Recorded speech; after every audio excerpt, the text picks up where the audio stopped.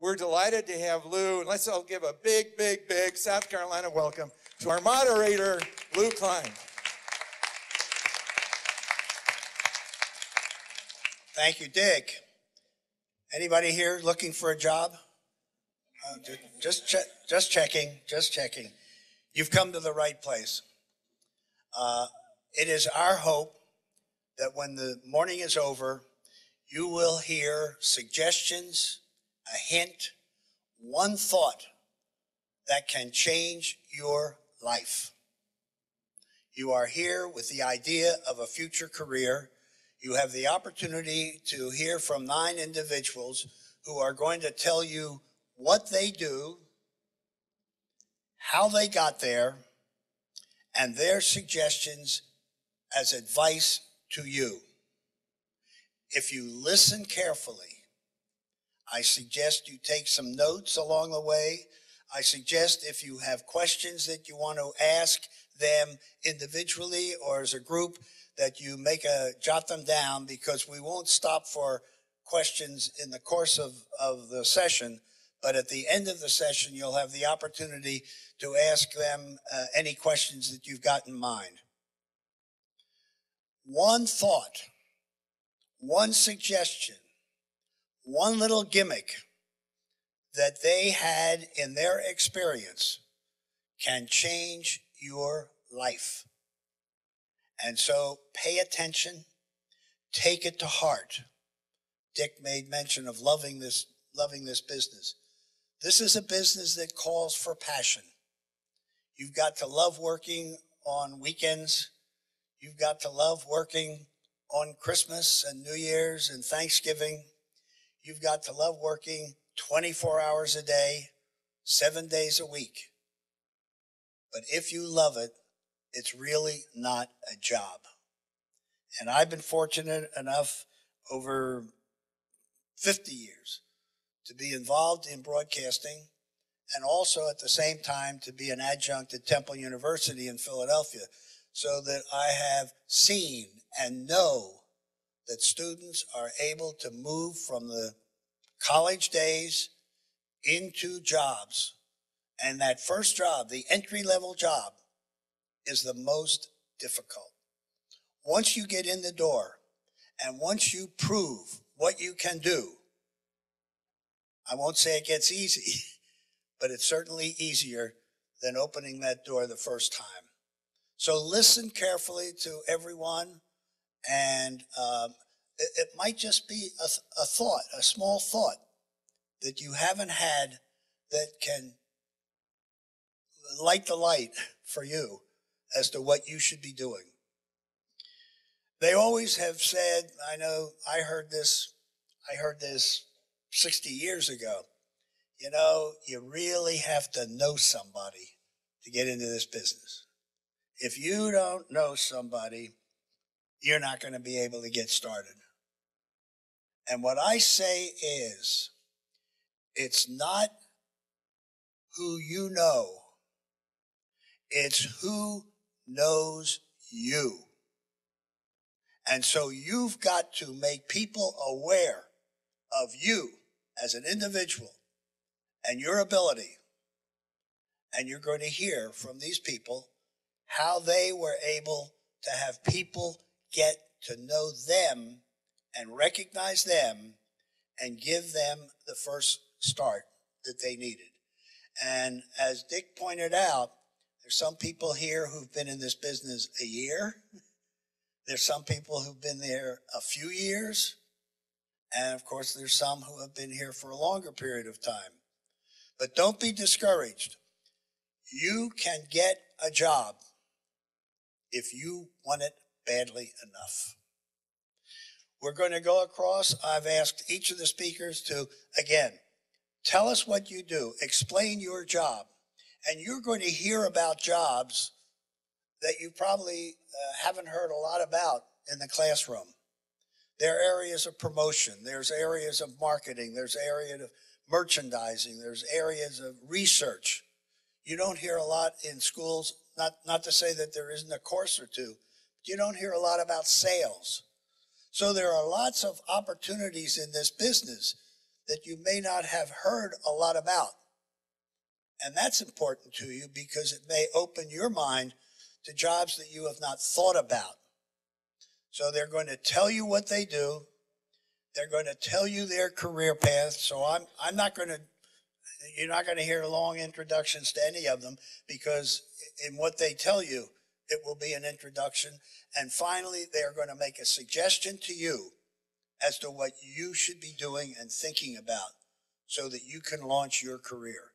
Don't let anybody tell you that you've got to know somebody. What you've got to do is have somebody know you.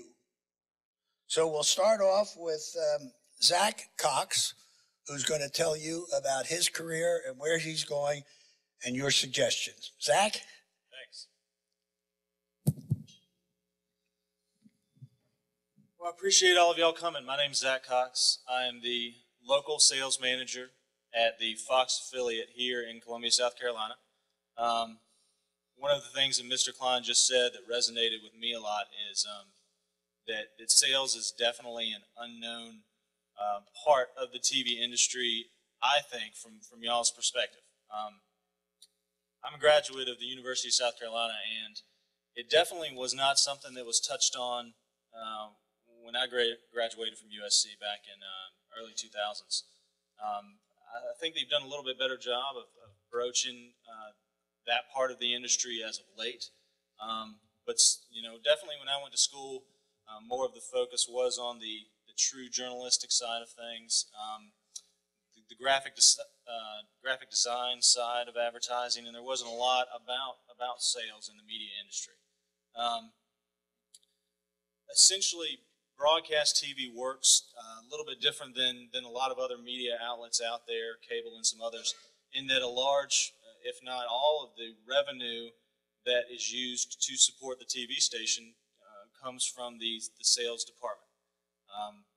We've got a staff of about 18 people right now in our sales department at Fox.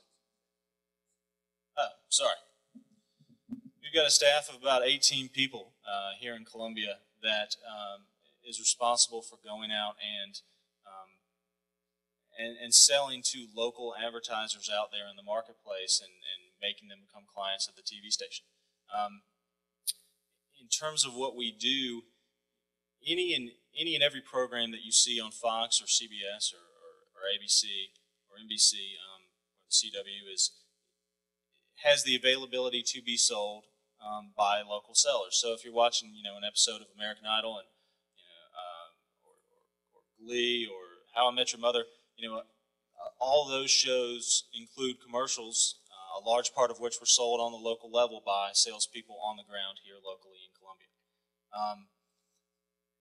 It's probably 75, 80, 85% of what we do day in and day out is true television selling, probably what you would think of as if someone were to ask you what you think about TV selling. But there's a whole bevy of other things that we as TV salespeople get to do and get to sell on a daily basis that you might not be aware of. One of the good things about you all just coming out of college and kind of being early adopters of technology is that TV stations in their evolution have tried to go out and find other revenue streams and other sources of income to sell and to sustain themselves. So obviously there's a lot of interactive on the news side and the sales side that goes into supporting and promoting a TV station.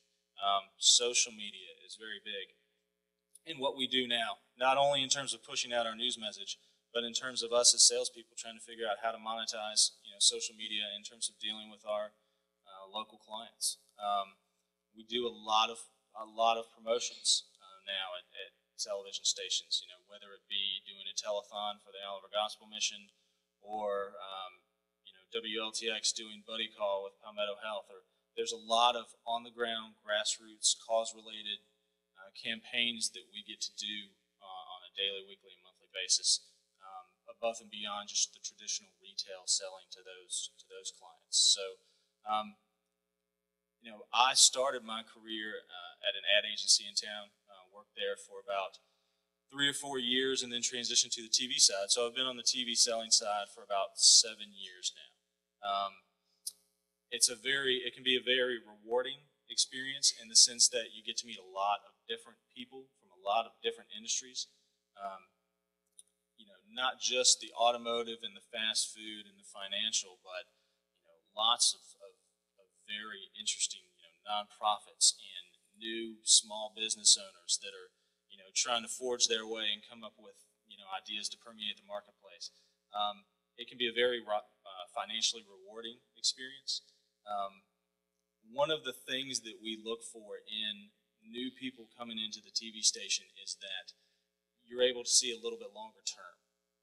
It's definitely not a career that you can jump into and get the true sense of what it's going to be in 6 months. We ask, it's kind of the cart before the horse. We ask our new people coming in before they even start with us to essentially be able to, commit to Columbia as a marketing and commit to the TV industry as a viable career for the next 3, 4, 5 years. Because it's not until you've been in the industry that long and really given it time to work that you're going to be able to get a true sense of what it's all about. But if you give it that time, it can be very rewarding in terms of the knowledge that you'll gain. It can be very rewarding in terms of on the financial side and just developing a general quality of life for yourself. In terms of a couple other things that we look for just before I close in terms of new people coming in, because we will be at the job fair later and welcome y'all to come by and talk to us not only about news but about the sales side of things. We look for people, we look just as much at personality as we do at resumes, and that's probably the case on the news side, just as it is as much on the sales side.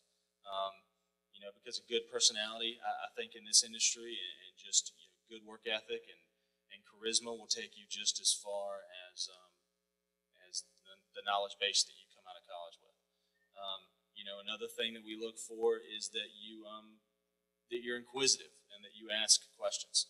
That's one little piece of advice that I would say as you go into interviews in general, but also as you get into the broadcast TV career, if you decide to get into it. What they're looking for on the news side or the sales side is that you're always asking questions, whether you're sitting in front of a potential advertiser and you're trying to dig deeper into the business, or whether you're trying to develop a news story and you're trying to get that angle that nobody else is getting, or whether you're sitting in an interview and somebody asks you, do you have any other questions for me? Always have a question or two in your back pocket, almost even if you know the answer to it, have a question or two. We want inquisitive people, and probably lastly and most important, we want people that are fairly open-minded and fearless. On the sales side, there is a good bit of rejection. You get 10 or 15 or 20 or 50 no's before you get a yes. And just the ability to know that on the upfront and be able to deal with it, and just know that in the end, it's a numbers game. You're going to plow through it. It's going to work out. It's going to be a viable career, as opposed to getting down on yourself and only giving it a good 3 or 6 month try. You got to have a little bit of gumption. But the sales side is a great career at any TV station in this market or other markets, and would definitely tell y'all to entertain it. As a viable option if you're interested in getting into the broadcast TV industry. And that's it. Thank you.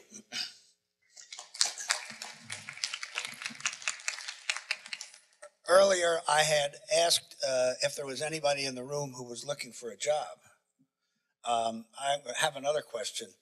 Is there anybody in the room who's interested in making money? Oh, okay. A few. Sales in radio and television is a good way to make money.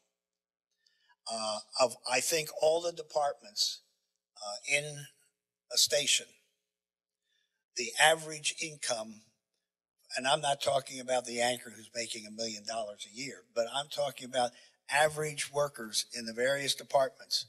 The salespeople make the most money. And so it's an area you may not have thought about. and it's an exciting one. And it's usually not the job where you have to work holidays and weekends, although there are occasions where that happens too. So it's a different kind of schedule, and it's a very nice lifestyle. And Zach mentioned, it's rewarding. He's playing that down a little bit. It's very rewarding. And so it's an area for you to think about, and perhaps something that you have not thought about before. Now we move on to Olivia Hyatt, who will tell you about her career. Got the microphone? Yep, Get up close. Can y'all hear me? Okay. Well, I work for WZRB. It is the CW affiliate here in Columbia, South Carolina, and I am a sales assistant. Basically, Zach went into a little bit about what sales do, and I'm on the support side of that. I help our AEs and our sales manager, make sure that everything that they bring in is running as ordered and that things go as smoothly as possible. I support them, and I do everything from helping them negotiate their contracts to, tracking, and I communicate a lot with their clients as well. A little bit about me and how I got started. I was sitting in your shoes not too long ago. I just graduated in May of last year. When I was in college, I got very similar advice that Mr. Klein gave y'all, that it's not about what you know, it's about who you know and who knows you. My very first professor in college gave me that advice, and I took it and ran with it. I started trying to make a name for myself right off the bat. I started working at Colonial Life Arena, which is a venue, most of you guys, if you're from Columbia, it's where the Gamecocks play basketball. They have a lot of local events and things there. And I started out as a receptionist there and made my way into the marketing and sales department as an intern. I was working a little bit paid and mostly unpaid. As I continued to work there, I also interned for a local ad agency in Columbia. My senior year, I was working technically 3 jobs. I was working about 70 hours a week and taking classes. But I was trying to make a name for myself. I knew that I wanted to make a career for myself, and I was trying to meet as many people as I could, and I was just, trying to roll with it. I ended up in broadcasting after having worked with a lot of the media in Columbia, both with clients at our advertising agency and at Colonial Life Arena. And one of my former bosses contacted WZRB and the general sales manager over there, and I was able to interview with her. I didn't know a lot about broadcasting, but I knew what my skills were, and I researched it as much as I could, and I tried to focus on what skills and qualities I had and how I could make it work and how I could apply it. And I was hired 3 weeks after I graduated. So I'm here to tell you that it's hard to get a job after you graduate. You will freak out about it and cry, but it's possible. You just really need to do a couple of things. Right now, you need to network. You need to meet as many people as you can. That will go with you for, as you start out your career and how you get your career. You never know who you're going to meet.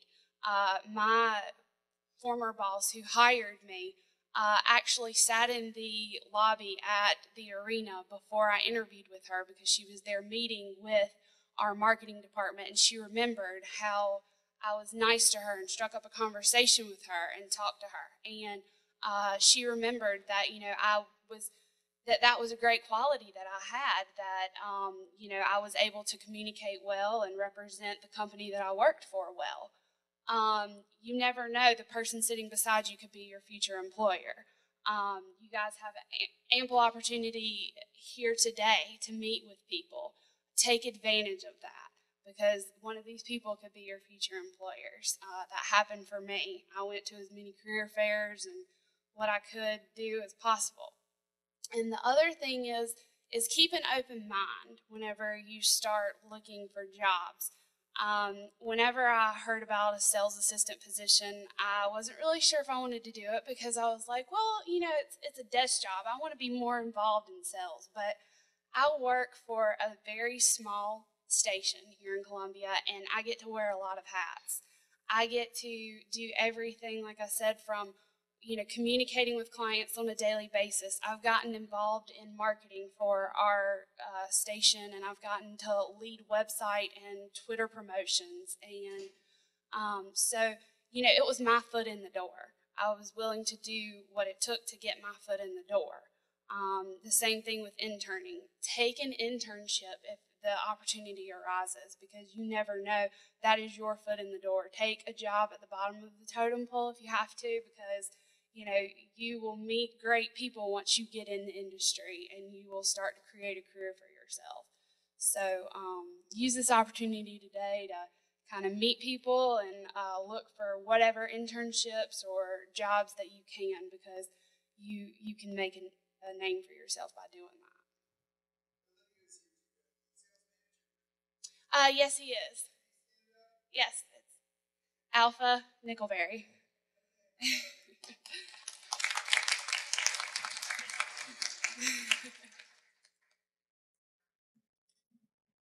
You've just heard really one of the great messages that you're going to hear this morning. Imagine 3 weeks out of school and a job. So you can do it. Also, because she was, as a receptionist, nice to someone who then eventually led her to that opportunity. So I hope you were listening to Olivia and her story, because it can be your story. And you mentioned internships, and I think you'll probably hear that from so many people. How many of you have done internships? Good, good, good, good. One of the first questions you're going to be asked when you go in for that first interview is, where did you intern? So now you've heard from someone who's been in the business a short period of time to someone who's really a veteran. We all start someplace, and in many instances aspire to be the general manager of a TV station. And you're going to hear now from someone who has that job, and he can talk about the overall industry and the overall station and his experiences and his advice to you. That's Rick O'Dell. Thanks, Lou. What Lou's saying is I'm old. I may be old, but I have 5 job openings right now to talk to you guys about later today, so maybe you'll pay attention. A little history. My home is in Southern Illinois. I went to Southern Illinois University, graduated in 1972, so I've been in the business for over 40 years. First job was in Paducah, Kentucky at a small independent UHF station. Then moved to Columbus, Ohio at WCMH, which was at the time WLW. Remember the old Avco broadcasting? I was there 3 years, then moved to Cleveland. And I was in Cleveland 22 years. And then I came down here to Columbia, and I've been here 13 years. I've worked for O&Os, I've worked for independents, I've worked for a lot of different people. There's a lot of constants out there, a lot of things I want to talk to you about and tell you about. When I first started, it was kind of you always hear about the golden age of television, and what that meant was there were really no rules. We kind of made it up as we went along because there weren't a lot of people who had come before us. So we said, well, let's do this, let's try this. And those days kind of faded away. And I guess my message to you today is we are in the new golden age of, I wouldn't call it television, but I would call it media, because there are so many things going on today, and there are no rules out there anymore for so much of the new media that's going on. And for you guys, it's such an exciting time to be getting into the business. And realize you're not getting into the TV business, you're not getting into the radio business, you're getting into the information business, the content business. You're not just going to be doing things for television, you're going to be doing things for multi-platform organizations. For instance, at WLTX, yes, you may be a reporter, you may write, but that writing is for air, it's for our website, it's for social media, which includes Facebook, you may be tweeting, you may be you may be the person who is in charge of texting. It goes on and on and on. And that's part of the deal. That's part of the deal that I want to talk to you a little bit more about today. one of the big things we talked about, you mentioned internships, that is so important. It's not going to come to you. You've got to come to it. This is something that your biggest job right now is to get a job. And it's not something we're just going to hand to you. What are you doing to make yourself visible, as Lou said earlier? And what I mean by that is you should be forming relationship right now. If you want to be in news, if you want to be in content, do you know the news directors of every TV station in the market that you're currently located in? Have you been in their newsroom? Have you called them up? Have you said, gee, I'd like to tour. I'd like to talk, pick your brain and find out what's going on. What's your story? How did you get in this business? I can tell you the people who form those relationships early on in their college career, it's a very few number of people, but those are the first people who get the internships. Those are the first people who get hired because we already know them. What sets you apart from the person? Let's say I've got a job open and I've got 100 resumes. Everybody has a college degree, so that's not a separator. What makes you so darn important that I should hire you? What do you bring to the table? My advice is you've got to bring something to the table. When I'm interviewing you, I'm going to be trying to find out who you are. I can teach anybody to edit. I can teach anybody to run camera. I can't teach smart. I want to know how your brain works. I want to know where you get your news from. If you're of conservative bent, I hope you're reading liberal things, because if you're going to be a journalist, you've got to be able to do both sides. If you're a liberal, I hope you're looking at conservative things, because you have to do both sides. And guess what? Sometimes there are three sides to stories. So you've got to know a lot of different things. And we're looking for people who are more global, who have a pretty good idea of what's going on, not just in the small campus area, not just in the small city area, but in the world. How does this whole thing work? Again, how are you guys thinking? You got to have an open mind. You have to try to understand what's happening. There's nothing, the biggest thing that we tell people, new people, is talk to folks who have been around for a while. Understand the intent of something. If the state senator, if you're a reporter, the state senator calls you up, or let's say the governor's office calls you up. New reporter, wow, I'm somebody. That's pretty cool. Always remember there's an intent behind that phone call. You can't help it that you're 22 or 23 years old and you don't have a whole lot of life experience, but you've got to try to get as much, and a lot of that is talking to people who are also in those newsrooms. What else? I had a couple other things. That's really about it to begin with. What are you doing? What are you bringing to the table? There are a lot of opportunities out there, a lot of different things going on. For instance, in our company, I work for Gannett. One of the things we're doing now, we have a division called Gannett Local. It's not a TV station, it's not a radio station, it's not a newspaper. In Phoenix, Arizona, we've got 200 people now, and we're going to ramp it up to about 425 people. We can talk to a business, and we can run your social media for you. We'll talk to a business, and we can take care of their Facebook, and their Twitter, and their Foursquare, and their LinkedIn, and their Pinterest, and anything else that's going on. The idea is we are helping them build their business, helping them grow their business. And for you guys, realize there are so many opportunities out there that are not just in traditional radio and traditional TV. I'll give you one more example. Last year, we were at the USC Job Fair.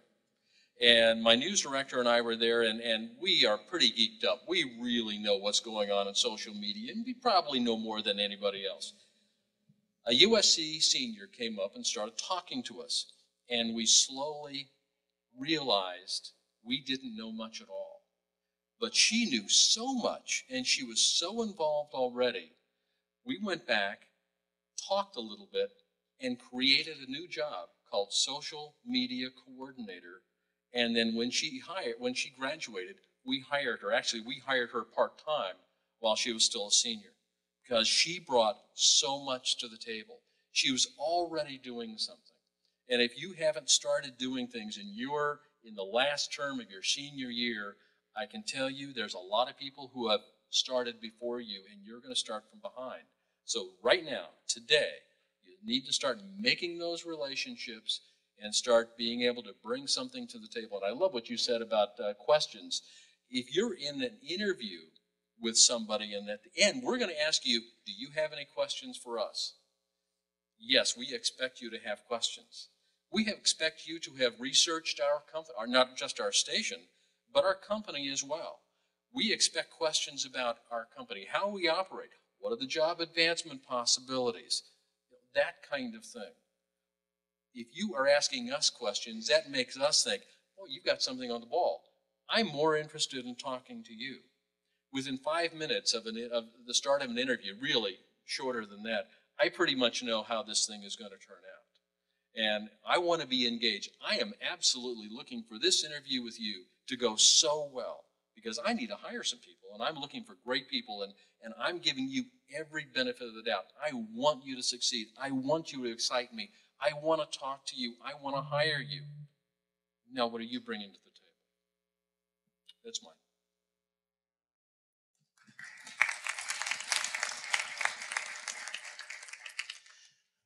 It's not what the company can do for you. It's what you can do for the company. And one of the first questions that someone asked me once, I said, now, would you like to know something about our company? And the first question was, yes, how long a vacation do I get the first year? That was the end of that interview. So as you just heard, you really have got to research the company, research the station, research the individuals, the programs that they have on the air. Know as much about that station as you possibly can and about the company. Be knowledgeable, do your homework. Now, it's turning out to be a beautiful day. It was a little chilly 7:30 this morning when we were getting up, but it looks like it's going to be a beautiful day, and we owe it all to Jonathan O., who's going to tell you how nice the weather is, and more important, how did he get his first job? What does he do in his job? And it's not just weather. Jonathan's been all over the place, and his suggestions for the people who are here. Jonathan? Thank you so much. Good morning. I feel kind of intimidated because we have a veteran here, and he talks about all these things. I'm going, what do I have to offer after all that? Interestingly enough, the placement could not have been any better in the order that we're going in. It's all alphabetical order. I guess I'm kind of like the embodiment of what Mr. Odell talked about when someone is looking for their first step. I applied for my first job when I was 12 years old to use 19. They were looking for a webmaster. Little did I know that child labor laws prevented me from actually applying for that job. But then I went to Duke University. I grew up here in South Carolina, here in Columbia, and then went to Duke University from 04 to 08. And during my time in college, I constantly contacted TV stations here in Columbia. I contacted WIS, News 19, ABC Columbia. And interestingly enough, I was able to get in touch with Ben Tanner, who was the morning meteorologist at WIS News 10. And that's when my first road into television broadcasting began. I visited him during summer months in 05. And that's when I started to get to know him, and he started to get to know me, started talking to me about the broadcast industry, talking to me about meteorology. And in 07 is when I applied for my internship. I had to choose. Duke University offered a nice, and it was already paid for, a nice little summer study period over at Oxford University in England. That or an internship at WIS. I chose to go with WIS because I had a feeling I needed to go in the route that was going to make a difference. I guess I can always go back for Oxford. I might have to get some more money for that. But after that, I was able to catch the news director's attention. I was able to get Ben's attention. And I was given my first television job on air before I graduated college. I worked as the weekend weather forecaster for WIS from 07 to 08. That means every weekend, I would drive 4 hours from Duke to come here, do the weather, go back, and repeat again and again. So that's 8 hours of driving time. But that's the amount of desire I had to be in television and be in broadcasting. And so my first part-time job in television was with WIS. And then after that, Watch Fox came calling in 2008. I had to graduate. I had to get a full-time job. And so they offered me a job to work weekends as a weather forecaster and weekdays as a multimedia journalist. A fancy term for you take your camera, you take your microphone, you go out, you take up the story yourself. You write it, you edit it, you write the story for the web, you tweet it, and you Facebook it. Actually, I take that back. There was no Facebook and Twitter when I first started Watch Fox. We were the first stations that got on Twitter. We covered the 2008 election on Twitter. We're the only ones that were doing it at the time. During my time there, I also was promoted to becoming the interactive manager. We were the #1 station in the Barrington Broadcasting Group posting content during the time that I was there. Because content is so important, we put a premium on that. And so we were posting stories locally about things that are happening here. And we're trying to be the best one in it in our group. And then in 2010, I decided to go in a different direction and was asked to come to ABC Columbia to take their web department in a different direction. At the time, there was abccolumbia.com, which was there, but there really wasn't a lot going on there. There was Facebook, and there was Twitter, but there was nothing going on there. At that point, it was my job to take these sites, turn them around, and make them into sites that are viable, that we were providing information and content to these people, to also provide them an outlet to communicate with us, to talk to us. The thing about it is, there was a time period when a lot of people thought we weren't even in Columbia. And so that was definitely an image rebuild. We had to rebuild the image that we were still in Columbia. You know, our city of license is Columbia. Our news department is still in Columbia. And so we had to work to rebuild that image. And during the time period that we worked as a team, we went to tripling our numbers on Facebook during the first year that I was there, and now doubling that number from the end of last year to the current period today. It was a team effort. I'm not the only one that did it. We worked together to make this happen. So for me, it's all about really focusing on providing the people what they need and what they want. For you personally, you're thinking, okay, la-di-da, content. Okay, I can go out and get a story. But what does that mean for me? My best advice to you is get to know the business. If you're going into news, don't get stuck in news and only think about news. During my time at Watch Fox and also at ABC Columbia, I not only did the weather, I not only did reporting, I also got involved in master control. I got involved with marketing and developed graphics packages for the station. I also got involved in the director's booth. Actually, there were times when I directed a newscast and did the weather at the same time. That doesn't happen very often. But I was told to do it, and I did it. I worked 13-hour days every single day, sometimes 14, 15-hour days. There was no overtime. And there were times that I would work, actually the last time when the timeline feature came out, I just decided to look during the past posts that I had. There were days when I would work literally 28 days straight and did not get a weekend off. It happens in the news business. Now, does that mean that that should discourage you from the news business? I hope not. I hope that this motivates you to say, look, maybe I really do want to do this thing. Even though there will be days when I have to work hard, there will be days when I have to really do things that I might not enjoy. There will be days when you may be chased by, oh yeah, there's one story where I was in Sumter and I was doing a story and there was one particular person who probably was a little bit insane and decided to chase me around the neighborhood, and I was holding my tripod and my camera. I'm thinking, what am I going to do? I don't have backup. I don't have a second person to help me out. But hey, look, it's part of the job. And I always will remember that as part of the experience. Would I repeat it again? Probably not. But it is something that I really enjoyed, and I just love the business in general. Most news people probably don't care about ratings in terms of numbers. Oh, 1 rating, 2 share? Okay, whoop-de-doo.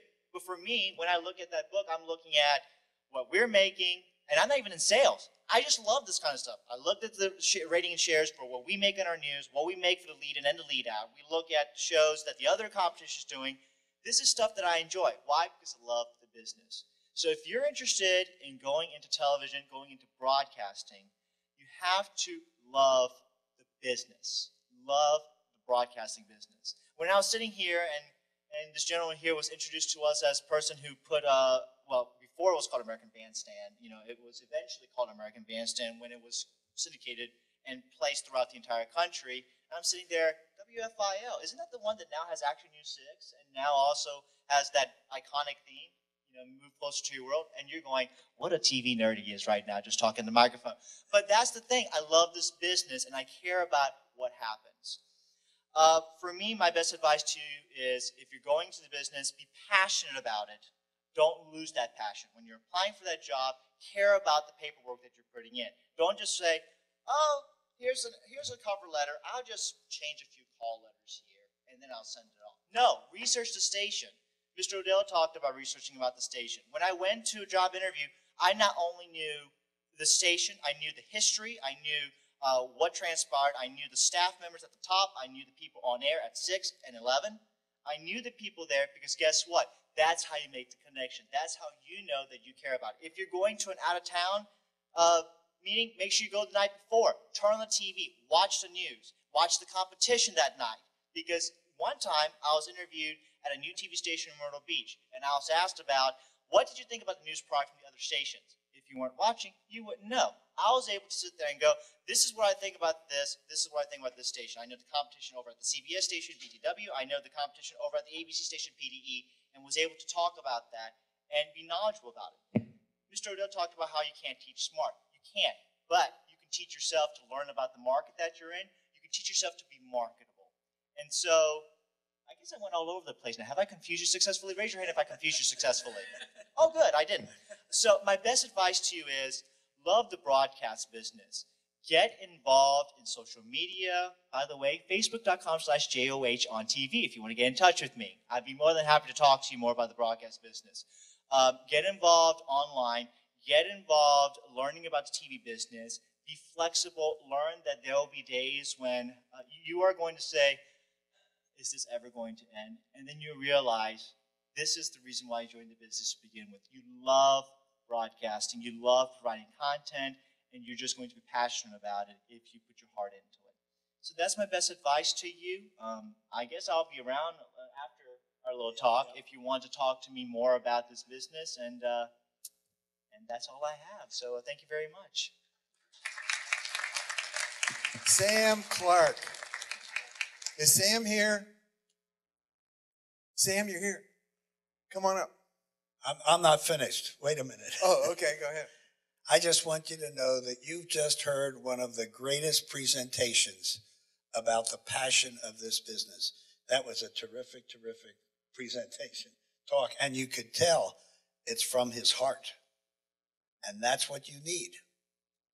And passion, the word may be used over and over, or may sound trite, but it's really what you need. And that was terrific. You could feel his feeling, and I hope that you have that sense. Now, Dick. Okay, Sam Clark. Is Sam here? Not here today.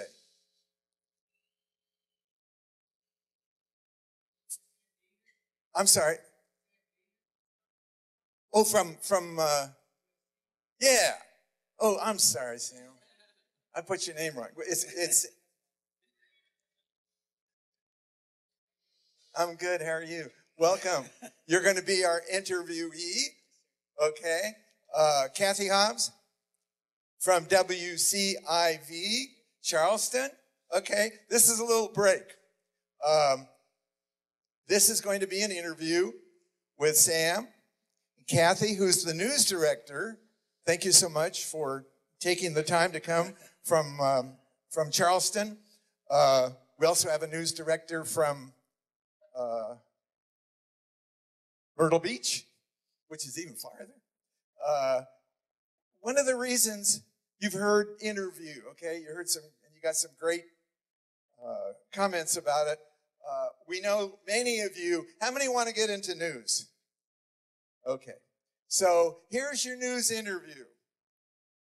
Okay, there's been a letter you volunteered from South Carolina University. I'm sorry how did I get your name? It's Sam Davis, I should know that. Kathy is the news director at the station. I really appreciate your coming here and doing this. So here's the interview and see how it goes. One, I didn't have a chance to tell you this, but we were up in Seattle, and Angela, who we become very good friends, was interviewed by a real crusty old news director from King Broadcasting, been there a long, long time. And Angela's full of life.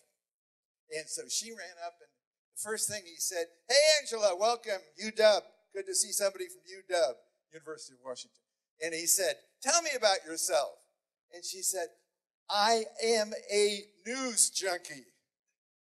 He said, "Oh, I'm so glad I've run into you." He said, "This morning somebody said, 'Who are the senators from the state of Washington?' I completely forgot." He said, "Who are they?" She didn't know. You're on. Mike. Hello, Sam. Nice to meet you. My name's Kathy Hobbs. I'm the news director here, and I'm glad to see that you dressed for the occasion. It's always important to try and impress whoever you're interviewing. So I see that you have quite a bit of experience as a college student. What do you want to do?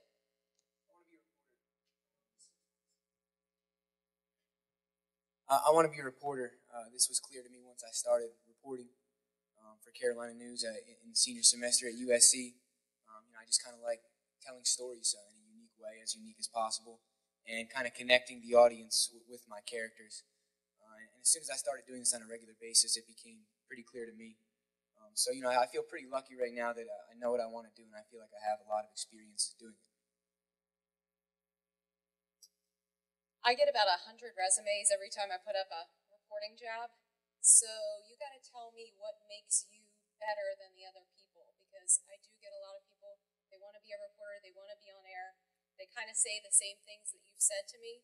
So, tell me a little bit more about yourself and why you want to be a reporter and what will make you different. Well, I think I have an energy and a passion for this kind of business that's very unique. I think, I can bring that energy and passion to a newsroom and spread it to my audience, which will definitely, make my audience make a connection with me and the story that I'm telling by the way that I tell the story and the way I present it, the way I can edit, the way I can use my video, and the way I can use my voice to kind of just tell a story. And I think that's what separates me, is the energy and the passion that I have spreads to the newsroom that I'm in and spreads to my audience. And I think that's become clear in the stories that I've done. I hope you were able to look at my website with a few of my stories on it. So yeah, I think it's definitely the energy and the experience that I have has now brought me to the point where I can bring that out in every story that I do and tell it in a unique way. Let me give you a scenario. You're live at 6 and 7 on a story. We don't have a 5 o'clock newscast at my station, but you're live at 6 on a story about the mayor, and there is a big fire. 7:30, you've been at work 10 hours, big fire. I go, "Sam, you want to go?" What do you say? Yes, please send me right away. I will definitely do the story for you. It's not about how many hours you work in a day. It's about doing what you need to do, and that would be a great story to cover. I think I could do a very good job on it. I could do the best job in this newsroom on that story. Please send me right now. So you got to be live, but the morning reporter just called out sick. So I'm going to send you home after your live shot at 11, but you got to be back at 3 o'clock in the morning to be live on it at 5 a.m. You good with that? Yeah, I actually have a suit and tie in the car, and I slept well last night. I'll pick up some coffee from 7-Eleven, and I think the energy that I have will be able to be sustained through this live shot, and I think I'll knock it out of the park, definitely. You talked a little bit about reporting, and I said everybody wants to be a reporter. Have you considered, I have a producing opening, I have an opening in production. Right now I don't have a reporting opening. My background is producing. I wanted to be a reporter and got my foot in the door as rolling the teleprompter, moved up, and found out that I really loved producing, because not only did I have control of 5 minutes of news, I had control of a half an hour of news. So that was a lot more appealing to me. Have you considered other positions, because you may not be able to get a reporting job right out of school? Yes, ma'am. Working for Carolina News, I have experience in pretty much every position in the newsroom, from producing to directing to weatherman to sports. And so I feel pretty comfortable producing, definitely. I enjoy being in control, setting the rundown, being in control the entire day, really. So to get my foot in the door, definitely, absolutely, I will produce, and I think I could do a very good job at it. And even though reporting is what I want to do, like you said, once I get into the broadcast business and I'm in a daily newsroom, I think I can go from there, and maybe, it could change. Well, maybe I will love producing. Maybe I'll go elsewhere from there. Maybe I'll get into weather because I've experienced doing that and I like that. Maybe I'll get into sports. But I would definitely love to produce. I have experience doing it, and I can definitely show you some resume clips, a reel of producing, absolutely. So you talked a little bit about reporting. We have a morning meeting every morning, 9 a.m. I expect my reporters to come with 3 story ideas, and one of them has to be an A-block story idea. Where are you going to find your story ideas that are different than everybody else? Well, every night before I go to bed, I'd read several different newspapers, one nationally and one locally. I watch the news every single night, and I would wake up and do the same thing. So I think you just kind of have to look at those stories and try and put your own unique spin on it, because you don't want to take the same story from the night before or even of that morning. You want to make it yours, and you want to tell it in a unique way. So I think I could definitely come up with unique stories on a consistent basis. Definitely A-block quality. I've done it throughout this semester, working for Carolina News, which is a daily news show. So yeah, definitely I have experience coming up with stories, backups. Our professors have shot me down plenty of times, and I've had backups ready to go, and those usually work out. So I've never missed a 4 o'clock deadline. Our show runs at 4, never missed it. And that's because I always have stories up my sleeve ready to go at all times. You talked a little bit about newspapers. Newspapers are somebody else's idea when you read their stories. I'm glad you did say that you try and put a twist on it. Maybe it's something that they didn't do in their stories. But you've got to open up your eyes and look at the world around you, and maybe you might get a story idea off of a billboard, driving down the road, or you might overhear something in the grocery store. Some of the best stories are not in the newspaper. Some of the best stories really are right around you. You've really got to talk to a lot of people. Maybe it's the barber at the barber shop. Think about how many people they interact with on a daily basis, or the bagger at the grocery store. They hear a lot of things. You got to find story ideas in different places, and that's what's going to set you apart. Tell me a little bit how you tell your stories. You talked about storytelling, but you didn't really go in depth about storytelling. Sure, I start with my most compelling video always right off the top, and I try and use a lot of Nat sound. Even if my character isn't very strong, I can use his sound bites, or I find sound bites from others about him to make him very identifiable. We're having a discussion in our newsroom right now about crime stories. You hear a lot from the public that they don't like crime stories, that all the news is gloom and doom and crime, and if it bleeds and leads, and you've heard all those things before. Now, obviously, they do want to know what's going on in their community, and sometimes that is crime, but we're talking about a better way to do crime stories. Can you talk a little bit about how you can do crime stories differently than the other stations, and make it more appealing to the viewer? It's definitely a new question. Maybe try and identify it with the community. Try and get the community's feelings on it, local people, if they've experienced it and what that was like for them, what they hope will be done about it, ways that this can change. Try and talk to other people, just locally, who know about it, who think it's a problem, and who think that something needs to be done. Or maybe no one has noticed it and it's been going on right under their nose. How do they feel about this? There's been 7 crimes in this neighborhood in the last 2 weeks. You've only heard of 2. Is there a problem with that? Is there something that needs to be done so that you're more aware of what's happening around you? I think that they're all different and need to be treated differently, and you really just need to identify the specific story or trend of these crimes that's happening, and get the feel of the local community and what the feeling is among them, and try and tell that story. You talked a little bit about 7 crimes, but maybe the community only knew about 2 of them. How are you going to find out that maybe there was something more, that there's a bigger issue here? How are you going to go about doing that as a reporter? Well, it's speaking to as many ends of this story as you possibly can, as many different role players, which can go from the police department, or all the different police departments, Columbia, Richland County, that's if it's in this area. And then also the community, see what they know about, local store owners, everybody in the area, business owners, families, parents, children, how they feel about it. So you want to just touch as many people, get in touch with as many people as you can who might have something to say, because you never know when you're going to find that person who has that little nugget of information that will set off the story, that will really provide the story that you're looking for. So it's just as many interviews as possible, call as many people, even if it's off the record, just make the phone call, try and speak to whoever you can, and you just got to hope that someone is going to tell you what you need to know, and if you talk to enough people, it will happen, I think. If you make enough phone calls and enough interviews, I call them bids. If you make enough bids at the story, you will definitely find it. 2 suggestions. One, you need to go down to the police department and search through paperwork and do it on your own, because you make a phone call, you're not going to get the information that you will looking through paperwork. And 2, always go to ministers. Number 1, they're always very good sound bites, and they have good ideas about what's going on in the community. I'll ask you one more question. I see that you have been a web producer, but I see nothing on your resume about social media. It's very, very important. So can you tell me what you've done with social media? Because I'm really looking for a reporter who can really take us to the next level with social media. I make a Facebook status like every day. That's not enough? I'm just kidding.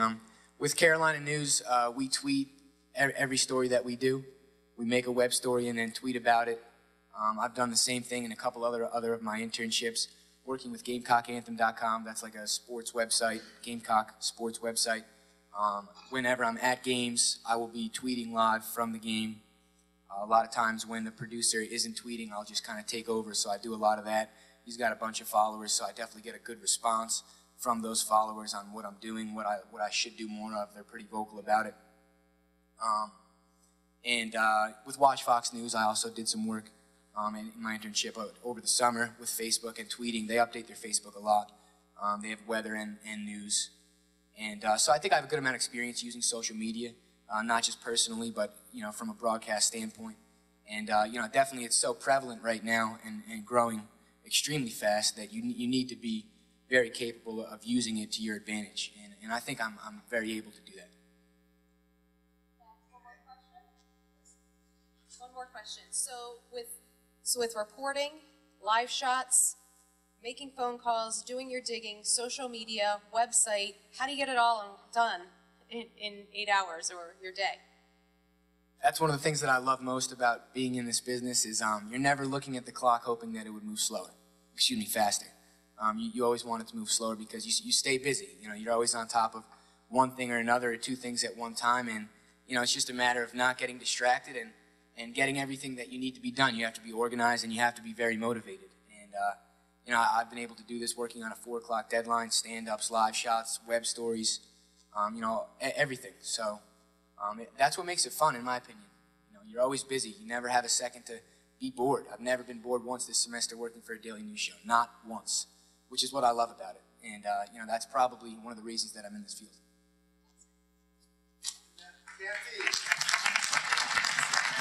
What about Kathy? Is that a good interview? And what about Sam? How do we feel about Sam? Did he do a good job? Does he win the USC Trojan hat? Does he? Does he win the hat? Yes? Okay, you win the USC hat. The only one at University of South Carolina. There you go. Fight on. Okay, thank you so much, Kathy, and thank you, Sam. Off we go. Back to Lou. I think it's important for you to know that interview was absolutely 100% unrehearsed. They had not met before. So now you think about it. Suppose you were sitting in that chair and those questions were asked of you. Would you have been able to respond in the same articulate way? And if not, that's something you've got to be thinking about. The one part that we just didn't have time for was to see whether he had any questions about the station. And that's another area where you've got to be prepared. And you can only be prepared to ask questions about the station if you've done your homework and know about the station and its competition. That was a great interview and a great exercise, and I hope you all learned from the experience. Now we go to another aspect of our broadcasting, which is not quite as commercial. Jean Pinkston. Good morning, everybody. Can you hear me? And it's not quite commercial. As he says, we are public broadcasting here in South Carolina. We are a dual licensee. We've got 11 television stations and 8 radio stations. And we also operate a telecommunications system that connects over 2,000 K through 12 schools, high schools, colleges, businesses, and other state agencies. Our funding model is a little different. Have you ever seen Pledge before? Good. And if we haven't gotten you to make that call yet, then that means I'm still got work to do. Because basically what I am is the Pledge Queen. For that public broadcasting, we've got to pay for the dues as a public broadcasting affiliate for television and for an NPR affiliate for radio. And that is my team's responsibility to raise that. Well, it was 1.6 when I gave him this information, and we just had our budget meeting, and I now find it's up to 1.75 million that we have to raise every year through on-air fundraising, and our platforms have really expanded over the years. We do the web, we do car donation programs as sources of revenue, and that has really expanded in my time at ETV. For those of you, it's been a long time, but I do remember what it feels like to sit where you're sitting right now.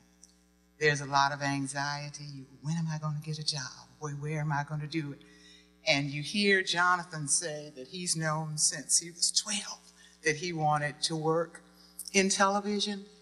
If you didn't know when you were 12, I'm here to tell you that it's all right. My path to where I am now was not as direct. As a matter of fact, I was 29 years old before I started working in television, and I had a lot of experiences prior to that, which I'll tell you about in a minute. But suffice it to say, the important thing was that you learn what there is to learn, whatever it is you are doing. And in looking back over my career now, it is amazing to me how every job I had, some skill that I learned there or some experience that I had there, I'm using it today, doing what I'm doing. So just to give you a little background on myself, I'm a South Carolina native. I'm a graduate of South Carolina State College, now university. I graduated in 1980. The jobs I held after that I was a travel agent, believe it or not. I enjoyed traveling. I still enjoy traveling. I was a travel agent, and this was all in Miami Beach because I followed my heart. I went after my husband. And we're still married today, getting ready to celebrate 30 years, so that's a good thing. And you're going to have to work that in too, because nobody said that pretty much yet. You're going to have a family life. And I'm sure a lot of you out there want to have children. So you're going to have to figure out that balance between the work. And yes, you want to have that passion for work, but you better have that passion for family as well. And that balance is really, really important to strike. And I'll talk a little bit about that again in a minute. But we lived in Miami Beach for 6 years. I was a travel agent. I was a flight attendant for Air Florida. While we were there, we married. We had 2 kids. I taught 7th and 8th grade drama and English because I'm a professional dramatic arts major. So I've always been a performer, basically. Came back to South Carolina. I was a stay-at-home mom for 2 years. So you get where I'm going. There are things you are learning with whatever it is you are doing at the time. But one thing that I did always know about myself, I was always the planner. I was always the organizer, and I mean this was all the way back to elementary school, and I knew that about myself. I enjoyed that. I was good at that. And I put myself in a position to learn from people who I saw as good organizers and planners. So we get back here. I've gotten my children up to a size where I can put them in daycare, and I'm comfortable doing it. I didn't want to do it, but I did it. A job came open at ETV for a production assistant. They talk about starting at the ground floor. That was it. But I learned and did everything. And Lou spoke about taking notes today. I also believe that people on our end take notes too, because I made my notes for you guys today. I'm a note person. I remind myself of things to do and include. If you find that you're forgetful, I recommend writing your notes for yourself. It's a good way to keep up with the thing and, oh, I forgot that. You won't forget those things, those important things anymore, if you do those little tricks to remind yourself. At that production assistant job, and I actually wrote it down, I've been a makeup and costumer on national, local programs. I've been a continuity mistress on a 26 program series. I'm on-air talent and have been since the first day I stepped over there almost 25 years ago. I now train on-air talent for both TV and radio. I'm a script writer still to this day, and that English minor that I got from South Carolina State comes in really, really handy with that. Command of the language is very important, whatever language it is. If you're bilingual, fabulous. If you're not, have good command of the English language, both in writing and speaking. It will serve you well. I've worked the teleprompter. In a pinch, I've operated camera. I've been a control room technical director, in other words, actually punching cameras. I've been the director who calls the camera shots. I've been on both sides of that. Captioning, I've actually done satellite uplinks of my Spoleto Chamber Music programs when we were offering those programs to national, actually pushing the buttons myself. Written contracts, developed budgets, negotiated contracts, written grants, edited both audio and for radio and TV, researched. All of these things are skills that you take with you, and it's compounded. After production assistant, I was elevated to, I guess you can call it elevated. I didn't feel like it. It just felt like more work. Production coordinator, which was great. Producer director shortly thereafter. In 1999, and this was all in the production department at ATV. In 1999, they needed, or the director of the fundraising department needed a producer that worked exclusively in her department. And she requested me. She asked for me by name. So I ended up splitting time for the first 5 years or so between producing the Spoleto Chamber Music Series, which we do here locally every year, and we also offer the programs nationally. It's carried by something like 260 public broadcasting and public radio stations across the country. Did that for a little while, but as this fundraising behemoth kind of morphed, she needed more of my time. And so in 2005, I started doing fundraising full time. And last year, she took a job in Illinois. And suffice it to say, I was the next one there who knew what to do.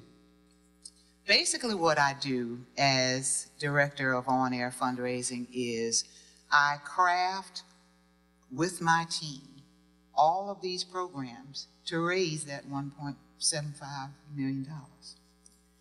Whether it's through on-air, it could be online auctions, which we're also doing now, the car donation program, web pledging and the efforts in and around that, one-day events like Super Bowl counter programming. There are people who aren't interested in the Super Bowl, so we counter program on Super Bowl Sunday.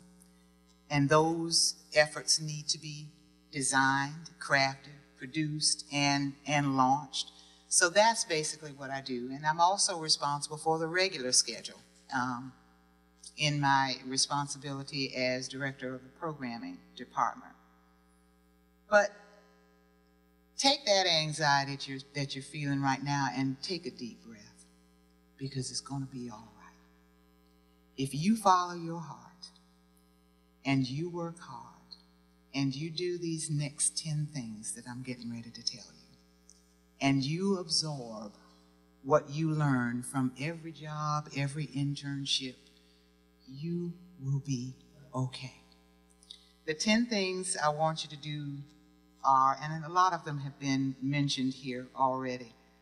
Come prepared. Do your research. You've heard them say it, okay? Plan your work and work your plan. Not only will it make you more confident in yourself when you go to do that job, you're going to learn something. Know the value of teamwork and the relationships, how important they are with everybody, okay? Every success will be built on teamwork. Nobody does any of this by themselves, really. You are a part of a bigger picture. Always remember that. Know your strengths and play to them. Just as I knew I was always the organizer and the planner, I can help you plan something. And if you can, teach that to somebody else. You can be a mentor to somebody even when you think you aren't. Don't ever forget that. People are watching on both ends of that equation. The person who might hire you and the person that's following you. Okay, remember that. And know your weaknesses. And you're going to have to be real honest with yourself about these. Look in the mirror and be honest. If you know that you've got a weakness, do what you can to mitigate it. If you can't mitigate it, get somebody on your team that's a strength for them, and they'll handle that part, okay? Be reliable. Be on time, better yet, be early. Dress appropriately for the job at hand. If you know you're going to be lifting equipment, and believe me, I've done that too, come dressed for that. But here today, you know how to come dressed for an event like today. Know how to dress when you are going to meet people who could be your next leg up. Meet your deadlines. If something is your responsibility, handle it. It's as simple as that. No excuses. Handle it. Work hard and be a sponge. Whatever task you undertake, do it well and learn all you can while you do it. Question yourself and improve yourself. They do webinars now all the time, and a lot of them are free. Take them. Even if it's something that you think you might not be interested in, it's knowledge that you can tuck in. And believe me, I didn't think being a travel agent was going to help me at all. But one of the aspects of that production assistant job, that very first job I got, was to make travel arrangements for the EFP crews and to go with them on shoots and to just organize everything from the getting of the releases from the people that we taped. And so all of that experience of making airplane reservations, making hotel reservations, was one of the things that got me hired. Looking back on it, I see that. But I'm trying to get you to look forward with it and realize that it's going to be okay. And whatever you're doing right now can be a leg up towards what you want to do later. Schedule your downtime. Rest is important. Being with your family and spending time with your family is important. Even if you don't have children, hopefully you've got parents, you've got sisters and brothers. Being there for them and being with them and spending time with them is important. Because when you do that, you rejuvenate yourself. And when you come back to work the next day, you are a better person at work. It's true. You really, really are. So don't forget your family. Be willing to help other people.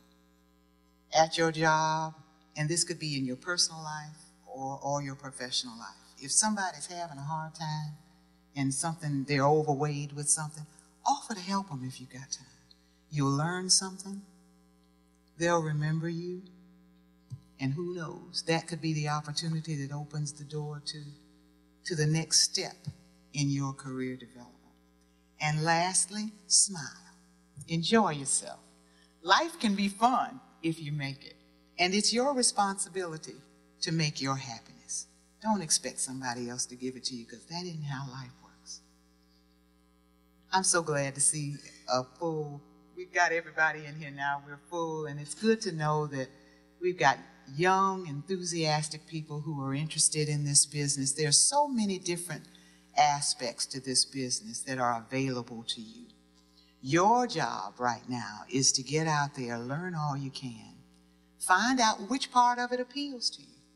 Because you may have an idea that you want to be one thing, and then you get in there and you realize, I don't really like this very much. But if you opened yourself to other opportunities by lending a hand to other people, you may come across that next big step for you. You may realize and learn something about yourself that you didn't know was there, just because you made yourself available. Okay? Thanks a lot. Good to see you all. Lou, if I can say one thing about family. One of the first of these we did was at KPIX in San Francisco, CBS. And the last panelist, Lou, I don't know if you remember him, he was from KTVU, Channel 2 Cox, in Oakland. They'd been there 30 years or so. And one of the things he said was, you're going to give up something to do this. And I think there have been allusions to that. And he said he was in the South Bay, San Jose, head of that bureau. And he said he came home one night, and he was out every night because he was doing the news. And he came home one night, and his wife said, they had a daughter who was 5. And she said, Danielle tonight, she usually doesn't say anything about you, but when you signed off, she hugged the TV set. I always thought it was poignant. And from there on in, that's why we put this on tape and visual, because it's so wonderful, the things that people say. Thank you. Back to you, Lou. Gene, I saw almost everybody in the room writing down your list, and I think that's a tribute to you and a lesson for all of you. It's, you know, David Letterman has his list of 10. I think you had a great list of 10. Thank you. Now, Julie has worked in some large markets, some medium-sized markets, and is now in what we consider a fairly small market. So I think it'll be interesting for you to hear how she feels about her experiences in markets of different sizes. So meet Julie Roy. Good morning. Morning. I'm the executive producer at WBTW in Myrtle Beach, and I've been there for a little less than 2 years, but I've been in broadcasting for 18 years. I went to college at Marist College in Poughkeepsie, New York, and I'm from Connecticut originally, and I'm really enjoying the Southern hospitality here. It's been wonderful. And I've worked with a lot of wonderful USC grads and been very, very impressed with everything that they come to the table with. And I think that's one of the things that you guys have the advantage of right now. I mean, you know so much about technology and computers and social media, and you should definitely use that to your advantage. Because someone like me, who started out on typewriters and had to work their way up into using computers and learning Facebook and all that stuff, you guys are really at the advantage. So that is something that really will be in your favor. As executive producer, I work very closely with the reporters as they go through their day, kind of molding their stories, and I also work with all the producers and overseeing the shows. In a smaller size market, we typically only have one executive producer. Other size markets, they might have a morning EP as well as a dayside EP, and sometimes even a nightside EP. Some places don't have them, though. It just kind of depends on the market and the station and how many shows they have per day. Some places have assistant news directors and some places do not. So I decided that I wanted to get into producing fairly early on. I did some reporting but I decided that I really loved organizing the show. And to me, producing was like a 4-pack of Play-Doh and somebody gave it to me and said, create something. And it's really exciting to be able to take something and work your way up and make it into something great. And you have to be really flexible as a producer, and I think that's one thing that I would share with you today, to be flexible not only with the day-to-day, but also with your career and what it is that you're looking to do. You might be sitting here today and thinking to yourself, I want to work in New York City, and that might be your goal, and you might get there. But be flexible in your journey to get there. And sometimes that might mean, like before when they were doing the mock interview, maybe taking a producing job if there's not a reporter job available, and being open to the possibilities that different stations have, and even being open to different stations as well. I've had the opportunity to work at a lot of different stations and a lot of different markets, and they've all been wonderful, and I've all taken something very valuable away from all of them. Before I came to Myrtle Beach, I worked in Cleveland, Ohio, and it was fantastic. And we had a lot more people on staff, and we had a lot more news to cover. And in Myrtle Beach, we have a lot smaller station and a lot less people to do it with. But every place has something very unique, wonderful people that I work with, and it challenges you in different ways.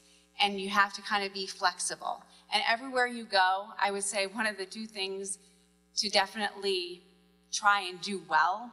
It sounds corny, but we're in the communications business, but a lot of times communication is the one thing that falls short at a lot of TV stations. So that's something that you have to work on now and always. You know, you can't always assume that somebody knows what you want. If you're a reporter, don't assume that your producer knows exactly what it is that you're going to give them for that day, and vice versa. To always communicate and always be asking questions at all times, because that's just going to make yourself a better person, a better reporter, producer, director, whatever it is that you want to get into. And also respect each other. It is a team effort. You might be fantastic at what you do, but if everybody involved isn't working to make the product excellent, then it's not going to be. And so your one piece of excellent reporting for the day might fall short because not everybody's on board. And if you don't respect one another and understand where every person is coming from, then it's just not going to click like it should. So to make sure that you kind of get where your coworkers are coming from, whether they've been in the business for a year or 5 years or 10 years, don't assume that you know exactly what it is that they go through on a daily basis, and don't think, woe is me, I've got all these things that I've got to do. What is that person doing sitting at the desk? It's not like that. You have to kind of look at things from a broader picture. And understand too that there's a lot of times deadlines, we talk about deadlines and everything, it's hard to get everything done. If you're out in the field and you have to shoot everything and maybe an interview falls through and you have to change your story for the day and you still have to get back and write and edit and make sure that you have everything done for the web. And our station works with a newspaper in Florence, so sometimes the reporters also have to write a newspaper story, which is more in depth. And it's a lot to get in just an 8 or 10 hour day. So being flexible and being able to kind of change as the day goes on is definitely something that, you know, you want to think about. I mean, I really enjoy what I do. The best part of my job is learning. I learn something new every day. And that's why I got into this business. I really love getting to know the people in the community where I'm working, as well as what's going on globally. And it's been an excellent experience, and I wouldn't trade it. So I hope that you guys get something wonderful out of it as much as I did. Thank you.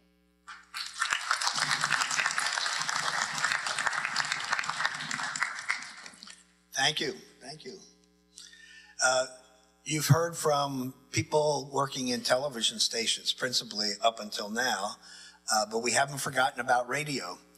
And many people begin in our business either in television and move to radio, or start in radio and move to television. And there are so many parallels as far as jobs are concerned that it really offers a chance to get started in one, and you may choose to stay in that, or in the other and switch over back and forth. And what you also heard here, individuals who work for a television station who also have to work for the newspaper.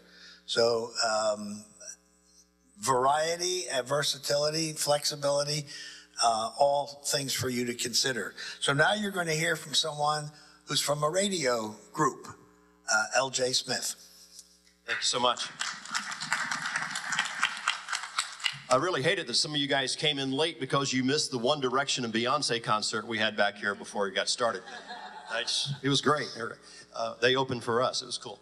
Now, see, some of you are smiling, but that's because most of you know who Beyonce and One Direction is. Am I right? Yeah. Well, did you know that if it weren't for radio, you probably wouldn't know who they were? So these guys up here have been giving you some incredible, I took notes myself, some great stuff to think about. But what I want to try to do today is talk to you about radio. Radio is my passion. I'm 49 years old. I started when I was 13 at a family-owned radio station. You guys do the math. After all, you are in school now. And so I've been doing it a long time, and it's all I've ever done. So I have a huge amount of passion for it, interest in it, and I was blessed enough to be able to get into a family business and work my way up fairly quickly. Spent about 7.5 years in Seattle, Washington, running an international consulting company. And at one point in my career decided there was nothing more important than home. And so I'm back here in Columbia now. This is where I was born and raised, and having the privilege of working for the radio stations that I grew up listening to.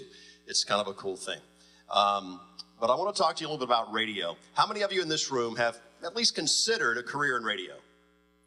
Awesome. How many of you said that's the craziest consideration I ever made and all of a sudden switched to TV? No, okay. Here's the thing about radio. It is so multifaceted.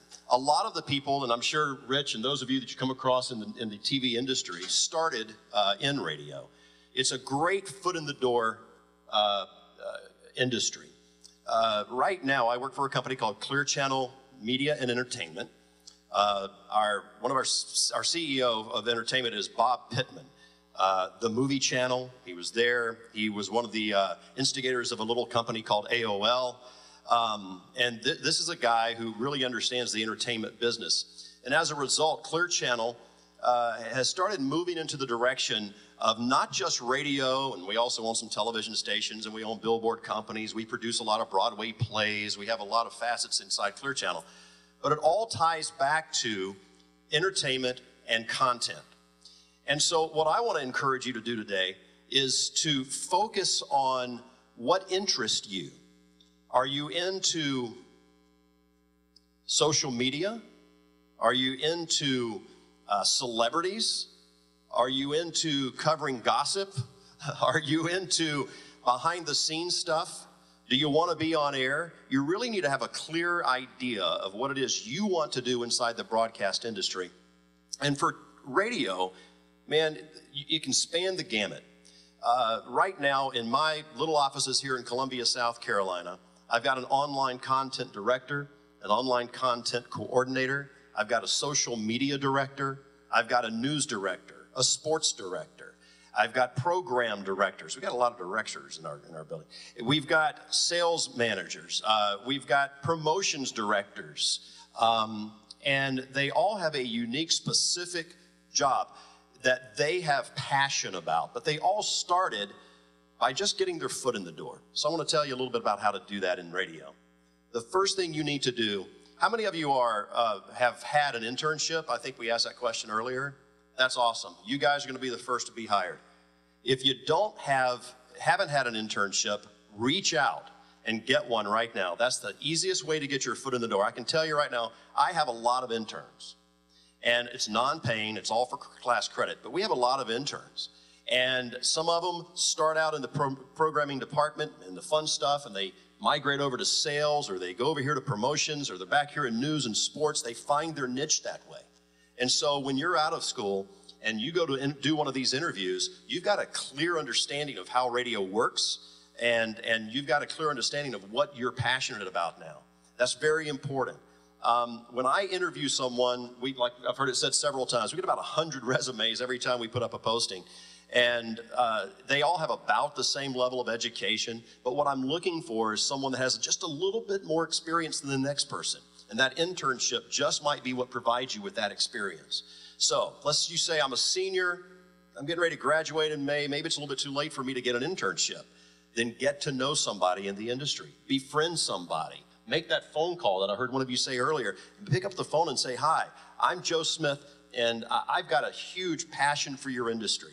And someone told me that you are the person to talk to in this town. I'd love to come by and pick your brain. I won't take up much of your time. I'll be there when you tell me to be there. I'm available morning, noon, and night. I just want to meet with you and find out more about your great industry. If I got that phone call, you're coming to see me. I'm not going to put you off. I want to see people with passion. Rich said it a while ago. I want to see people that are excited about this industry. Radio has a lot of different ways for you to get your foot in the door. I don't know anything about television, but I've been told it's easier to get your foot in the door at a radio station than it is at a TV station. Right now, a cool thing, you hear about all the jobs that have been cut in the broadcast industry. To me, that's a benefit to you. That means that I'm going to be more specific in what I'm looking for, so I need you to be more specific in what you're looking for. And so if you'll do that, if you'll just reach out to someone right now and start. When you leave this place today, go home, make some phone calls, get your foot in the door. It really is not who you know, it's who knows you. So make sure a lot of people know you. That's really what it's all about. And a couple of more things. I'm going to be real short here, I guess. Take your time. Yeah, I talk fast. I'm sorry. It's the radio thing. It really is. You know, I want to sort of sell you on radio a little bit. I'm the only guy up here. You notice I took my tie off when I walked in and saw the TV guys with a tie on. I said, I just want to be different. So, you know what I'm saying? In radio, we got to be different. You got to paint word pictures, man. You got to pull all the stops to get around these TV guys. Listen, radio, I want to sell you on that for a moment. It is hard work. It's a job, man. I'm not gonna fool you. It's a job, and that means that you have to be willing to work morning, noon, night, overnights, Christmas, Thanksgiving. I started my career as at a family station, but I wanted to be there so badly. I would literally go in when they used to spin records. Many of you don't know what that is, probably. But it's these little vinyl things that actually had sound on them. Somehow, mysteriously, it happened. And so I would actually, after the DJs would play those records, I'd pick them up off the turntable, put them in the sheaves, and stick them back in the little slots they went in. That was cool for me, man. That's how I started. It grew from there, right? Today, I'm sort of, you know, on this other side of my career, but during this span of so many years, if you did the math, you know, I've been able to have lunch and play golf with Garth Brooks. I spent New Year's Eve at Brooks and Dunn, or Ronnie Dunn's house. I've been to every award show there is to go to, been backstage and met everyone. I've been able to do things that as a kid I dreamed about doing.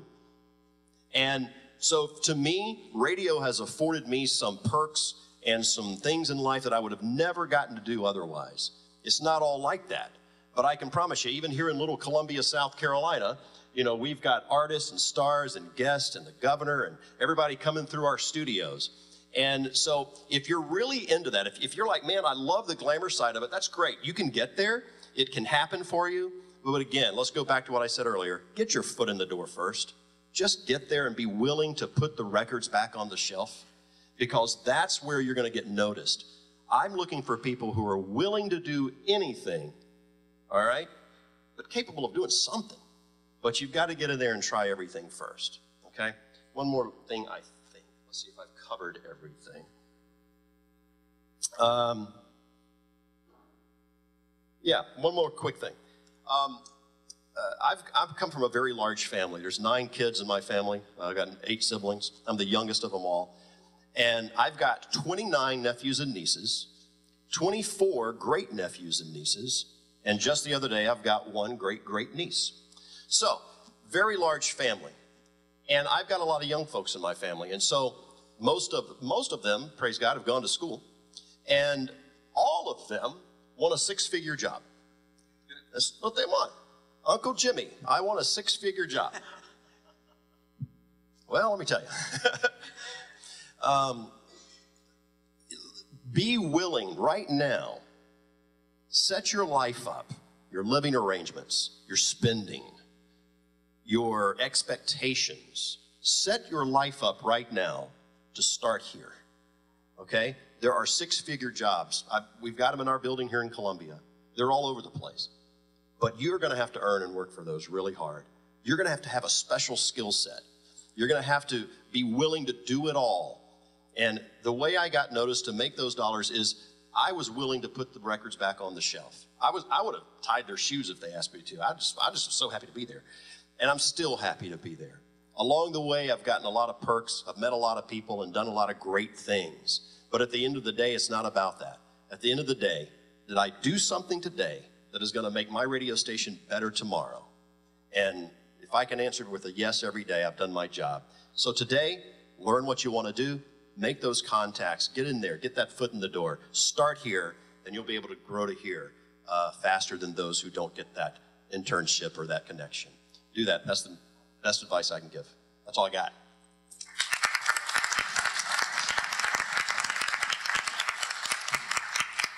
You carry a great banner for radio. There are so many more radio stations in this country than there are television stations, that it offers that many more opportunities. And that's certainly something for you to think about. Next, Darcy Strickland is going to talk about her career as an on-the-air personality. Darcy? Thank you. Does anybody need to stand up and stretch? Seriously, if you want to, it's okay. Stand up and stretch. It's okay. Seriously. Yeah, you can do it. You're welcome. I heard somebody say thank you. You're welcome. Okay. All right. I hope that helps somebody. It definitely helped me. I was just telling Kelsey just a couple of minutes ago, I was like, Kelsey, my ADHD is kicking in and I am going to spontaneously combust if I cannot stand up in a second and just stretch. And so I'm thinking it's not just me. Hey, y'all. Hey. See, a lot of you probably get to see me every day, but I don't get to see you. So it's always good when I can say, hey, y'all, and actually see the faces. I know you guys are coming from all across the state, but to my friends from Orangeburg and Richland County, Lexington County, Calhoun County, anybody who can see WLTX, anybody in our DMA, thank you so much for watching every day. I am Darcy Strickland. I anchor the 5, 6, and 7 o'clock newscast. My boss, Rich Odell, down there on the other end, has been my boss for more than a decade, and so I always think it's funny when he comes to me and says, hey, Darce, can you? And I said to him another day, you're not really asking me, Rich. You're telling me to show up. You're not really. Just tell me what time I need to be there and what I need to wear. So he said to me, can you be here? And I said, absolutely, because not too long ago, well, it's been a while, but it seems like just yesterday, I was actually sitting in your seat. So I remember the anxiety and I remember the, oh my goodness, how does this whole thing work? And, you know, honestly, like Jean said, just take a deep breath and know it's going to be okay. It really is. Whatever you have that some people may consider your weakness, like I said, my ADHD is kicking in. I think it actually is my strength because I anchor the 5, 6, and 7 o'clock newscast, and there's always a lot of things going on. And my mind is always going in a million directions at one time. And I think that is part of the thing that actually makes me good at my job because I can keep a couple of things going at one time. I had a producer tell me a few years ago, he was joking, he said, I can't ever give you a script over 30 seconds because you stopped paying attention after 30 seconds. And I said, well, if you wrote a better script after 30 seconds, I'd still pay attention after 30 seconds. And so that was always our joke. So whatever it is that you think might actually be your weakness, I'm telling you, you can turn it and make it your strength. I graduated from the University of South Carolina almost 14 years ago. And so I was in the senior semester program, and I actually got my job at WLTX before I even graduated. So I understand what you were saying about working and going to school full time. And I did everything I was supposed to do not to get this job. Did y'all hear what I said? I did everything I was supposed to do not to get this job. So I was in senior semester, and for those of you who are familiar with the University of South Carolina's curriculum, you learn how to produce, you learn how to report, you do weather, you anchor, and so it wasn't even my day to do weather. And so the girl who was supposed to do weather ended up getting sick. And so I had reported for the day, and so I had on reporter clothes, but we still had to go on air at 4 o'clock. And so whoever was producing that day said, Darcy, you've done the weather before. We have the news director from WLTX coming in. We can't have a newscast without weather. Will you do it? And I said, yeah, sure. So I pulled the National Weather Service wire copy, 10 minutes before I was supposed to go on air, read it, went on and evidently killed it. He loved me, and he gave me his card, and he said, call me. I put his card in my book bag, and I went on spring break. And that was it. And I came back from spring break, and Dr. Sonia Dewey, who was over the program at that time, as soon as I walked in, said, I just got the strangest call. And I was like, what? And she said, the news director from WLTX called me, said he gave you his card, and that you never called. And I was like, yeah, I didn't call. And I was sitting in her office, and she picked up the phone, and this is how the conversation went. Mark leaves, please. Hey, Mark, it's Sonia. Yeah, I'm sorry. She didn't know what she was doing. Yeah, she'll be there tomorrow. Yes, she's prepared. And she hung up the phone, and she said, you go and you take that job. And I've been there ever since.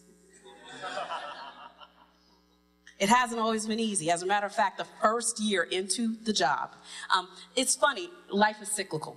And news, the very same way it started, it's turning back this way. We call them multimedia journalists now. When I started, you were just a one-man band. So everything that everybody is doing now, I did it. So you went out, you shot your story, and when I did it, we didn't have the convenient little tiny cameras. I did it, we had a deck that was 15 pounds, we had a camera that was 15 pounds, and we had probably 15 more pounds of gear to carry with us. And that adds up to about 45 pounds, and about that time, I was about 90 pounds, so you know how hard it was for me to, so we did the one-man band thing. So I took the job, and so I reported 3 days a week, did weather on the weekends, and went to school the rest of the time because it was my last semester. So I actually did senior semester the semester before I graduated. And I remember a year into working at WLTX, I actually quit. I had gone out on a story. It was a bus fire on I-26 right outside of Orangeburg. And for some reason, this bus driver felt like I had to go on the bus with him for him to tell me why his bus caught on fire. And it was hot. It was hot outside, and it was hot on the bus. So I got on the bus, and we shot the story, and as I'm on my way back then we had pagers. We didn't have cell phones. I got a page from the station, so I had to find a payphone, call the station. Have any of you ever seen a payphone? Call the station. They said, well, Darcy, okay, we've got something else we need you to do. We need you to run over to Palmetto Health. There's a story there. There's a clown there from Ringling Brothers, and we need you to bring that back too. And I said, okay, that's fine, but can somebody bring me a battery? My battery's dying. I'm not going to be able to. And they said, no, you have to stop at the station, get your battery, and then make it to Palmetto Health, and then bring both of those stories back so we can turn them for the 6th. So I made it back to the station, got the battery, got back in the car, headed over to Palmetto Health to see the clown that really wasn't even that funny. And then on my way back from Palmetto Health, I got another page, and it was another story. Can you stop? There's been a robbery at a gas station. I stopped, and by the time I got back, it was about 5:30. And I walked into Mark Leaf's office, and I'll never forget that day. I had my keys, and I just dropped my keys on his desk, and I said, I can't do it. I can't take it. This is not for me. I'm hot, I'm stinky, I'm sweaty, and nobody would bring me a battery. And I started crying. I was 20 years old, I started crying. And I said, and I quit.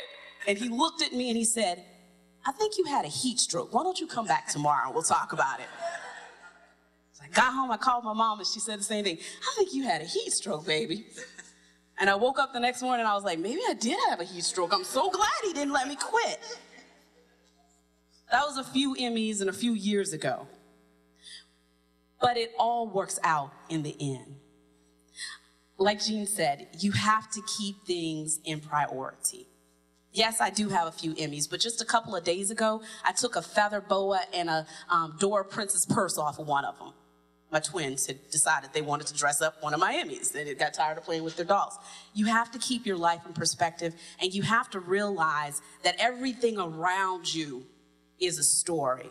Jonathan said you have to live this. This has to be your life. Everything, if you don't see a story in everything, this might not be the right career for you. I'm sitting up here and I'm looking at these two hats. This is the Clemson hat, this is the Carolina hat. The Clemson hat made by the same, these hats made by the same people. The Clemson hat is $15.98, the Carolina hat is $19.98. Why is that? There's a story. I'm sitting in here and I'm looking around and I'm looking at this side of the room where half of the light bulbs are out, and I'm thinking, are they going to replace these light bulbs with energy efficient light bulbs at the South Carolina Armory? Everything becomes a story. I was walking my kids into school today, and the first thing I noticed off to the left, they've gone to the school for 2 years, they go to a Montessori school, is a sign that says, please stop at the front office and show your driver's license and something else. And I think to myself, well, I wonder what happened that made them put up that sign. Everything is a story. And again, you have to recognize your strengths. My strength is I would much rather go live any day than to write a package. And you have to recognize that is your strength. Are there days that I have to write a package and just have to buckle down and do it? Yes, I have to do it. But I would much rather just go live, stand in the element, and tell you the story as it is happening. I just went to Pillion last week, and we have this new device called our Live View, and it is basically just a book bag. And you can go live from anywhere with your book bag. And so as I was standing there talking to our chief photographer as we were preparing to leave, he didn't actually go out on the story with me. Another photographer went out on the story with me. I was like, Matt, how's the live view work? And so he was talking me through it. And I was like, well, let's say, for instance, Joe should pass out, and I still need to run this live view. How are we going to do this? And he was like, well, Doris, I would hope if Joe passed out, you'd get him some help. And I was like, Matt, everybody knows there's always an EMT at a sports event. Of course I would get Joe some help, but then I would still go live. So tell me how to work the live view. So he was talking me through the live view and telling me how to work it and all this fun stuff. And I was paying attention, but not really paying attention, because I'm thinking to myself, I'm never going to have to run the live view. So we get there. I should preface the story with Joe did not pass out. But anyway, we get there to Pillion, and we're preparing for our live shot, and Joe's working it, and it's like, what is going on? Why can't I get the signal? What's happening? Da, da, da. And there was one step, and I was watching him, and I'm like, Joe, did you do this? And he looked up at me, and he went, no. How did you know that? I anchor 5, 6, and 7 o'clock every day. But was it important that I needed to know how to run the live view when it was my story? Yeah. It was one little step that Joe was missing. One little step. He's an excellent photographer, but it was just one little step because he had a million other things going on. You have to realize what your strengths are. You have to play to all of them. And you have to also realize at the same time, your weakness can become your strength. I say hats off to SCBA for, and I don't even know if they did this on purpose, Jonathan, but you and I are the faces that they decided to choose as on-air talent today. That's a story, you know? Jonathan Darcy are the faces that they picked to represent on-air talent today. So whatever it is that you look like, I have said a million times to interns, I will pick, and my general manager said the same thing, I will take smart over pretty any day. If you are smart, I can work with you, because there is a plastic surgeon or a Weight Watchers or, you know, on every corner. But if you are not smart, my God, there is not much we can do with you. There is really, there's not. There's not. You have to be, and I have learned this, you have to be as humble as you are arrogant. I never assume anybody knows who I am. Every time I meet somebody, I walk up and I say, hi, my name is Darcy Strickland. And most times people say, I know who you are, but I never assume you know who I am, because you just might not know, and you just might get a diary in May and have to write down Darcy Strickland or Friends at 5 or News 19 at 6 and 7. So I never assume anybody knows who I am. So humility comes in that part. But on the other hand, the arrogance comes in on the fact that I have to go on every day and believe that I am the best anchor in Columbia today.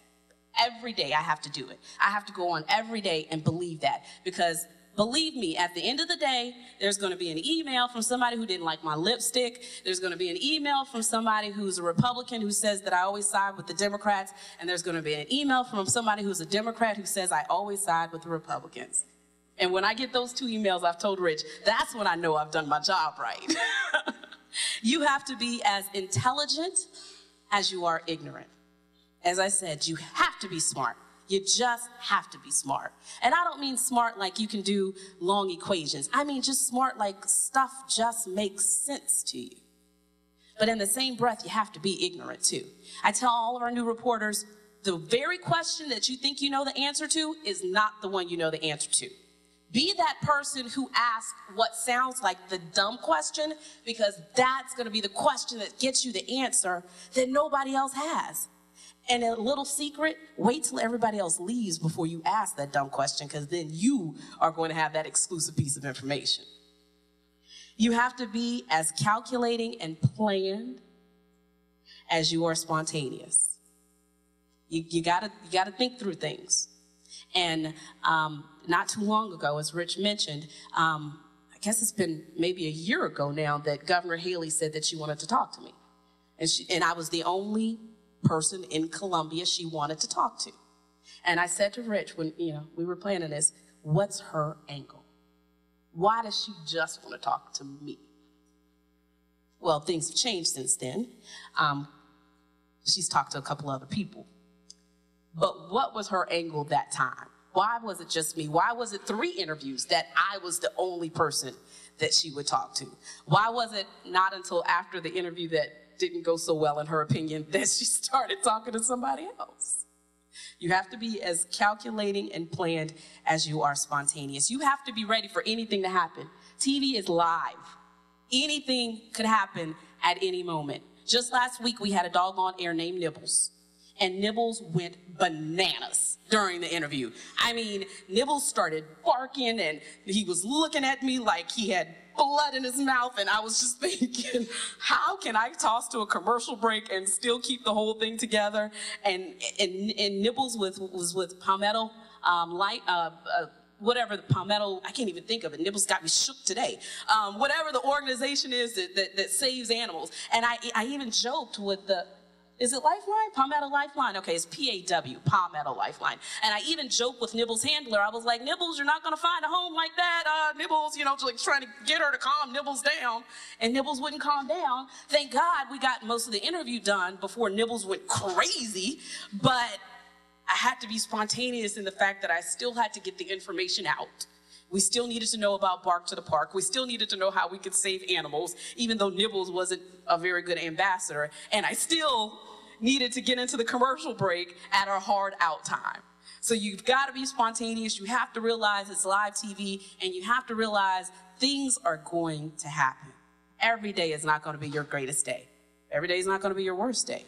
And the day that you get out there and you think that you knock it out of the park, think for tomorrow, how could I have done that better? When you walk in and you see whoever the Darcy Strickland, J.R. Berry, Jim Gandy, Andrea Mock is of that station, address them by name, because so many people don't do it. And when my news director says to me at the end of an interview, what'd you think about such and such? I not much. She didn't know who I was. Not much at all. And so you can imagine how much weight what I say has. Occasionally it doesn't have much weight at all, but most of the time it does. This new media is no joke. It is the life that we live right now. If there is breaking news, you will hear in our newsroom who tweeted it, who texted it, who Facebooked it, who's going on air with it, who put it on the web, and it is happening instantaneously, and it is all happening at the same time. So there used to be a time where we would hold breaking news until 6 o'clock. Well, there's no reason to do that anymore, because when you look at your text alert, then you know you're going to WLTX to read the story, and hopefully we've given you enough information that at 6 o'clock or 5 o'clock or 7 o'clock or 11 o'clock, you're gonna sit down, you're gonna watch it. That's what we're hoping, that will be the natural transition. But more times than not, it isn't. It isn't. You look at it on your cell phone, you go to our website, and a lot of times that's where it ends. But we keep our fingers crossed every day that you'll want a little bit more. You'll hope that you'll get that from us at night. This is a very, very small business. Don't irritate anybody. Don't tick anybody off. Don't leave a job in a bad way, because chances are you're going to see those same people again, or they're going to know somebody who called you or calls about you and wants to offer you a job. So if you left the internship a bad way and you go to, let's say, WCSC in Charleston, where I know the news director, and she calls and she says, hey, Darcy, Mary Smith was an intern at your station. I'm thinking about hiring her. What do you think about Mary Smith? Well, Mary Smith never really talked to me. Every time I looked at Mary Smith, she was on Facebook. I saw Mary Smith offer to write anything for the web. Now, you might have killed your interview, but she called me and asked me about your internship. This is a very, very, very small world. I went to interview Dr. Oz just a few months ago.